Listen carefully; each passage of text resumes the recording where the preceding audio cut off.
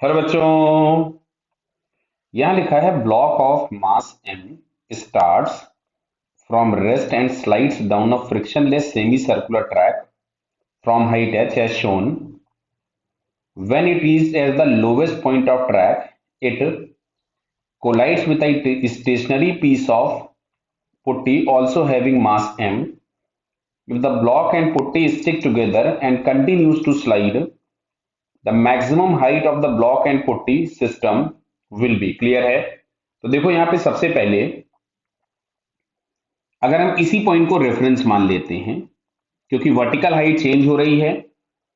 अगर vertical height change हो रही होती है तो ग्रेविटेशनल पोटेंशियल एनर्जी के लिए हम लोगों को एक रेफरेंस लेना होता है। तो इनिशियल एनर्जी के नाम पे हमारे पास हो गया mgh। जब ये बॉटम मोस्ट पॉइंट पे आएगा तो इसकी वेलोसिटी कुछ हो जाएगी v स्क्वायर।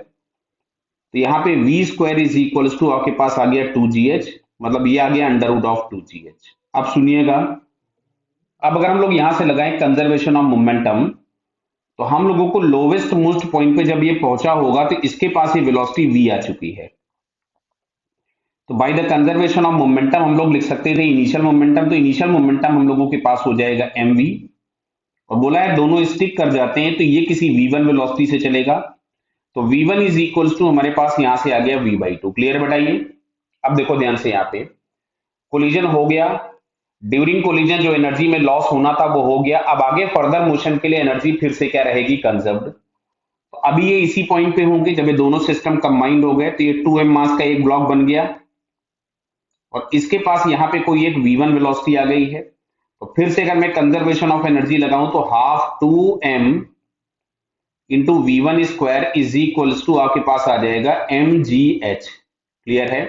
इसको h को हम लोग कोई भी हाइट h1 लिख लेते हैं। तो यार है 1/2 v स्क्वायर की जगह अगर हम ये वैल्यू पुट कर दें v1 स्क्वायर की जगह, तो हमारे पास मिलेगा v square by 4 is equals to gh1।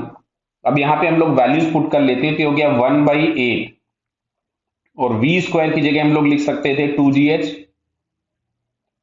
Is equals to, यहां से हम लोगों के पास मिल रहा है gh1, तो ये कैंसिल हो गया।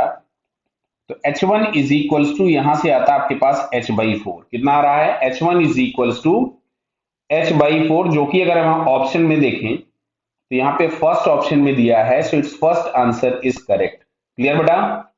Okay, all the best.